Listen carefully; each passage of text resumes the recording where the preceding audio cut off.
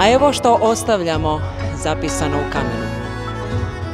U godini velikih jubileja, Kristova rođenja 2025, Nicejskoga crkvenog sabora 1700, Splitskoga crkvenog sabora i krunjenja prvog hrvatskog kralja Tomislava 1100, krunjenja kralja Dmitra Zvonimira 950, vojno-redarstvene operacije Oluja 30, na ponosnoj stini naši pradidova, iznad hrvatskoga kraljevskog grada, ovu ploču na slavu trojedinoga Boga postaviše harni baštinici roda hrvatskoga.